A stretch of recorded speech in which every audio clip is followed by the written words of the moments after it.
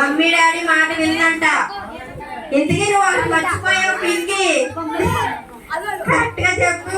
ఒకటి మర్చిపోయావు. ఇప్పుడు బాగా ట్రెండింగ్ లో ఉన్న ఒక విషయం మర్చిపోయావు.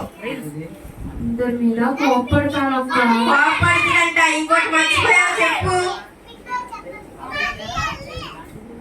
సెల్ ఫోన్ చూస్తావా? చూస్తాను అక్క. గేమ్స్ ఆడతావా? రాత్రి అంతా ఫ్రీ ఫైర్ ఆడుకుంటాను.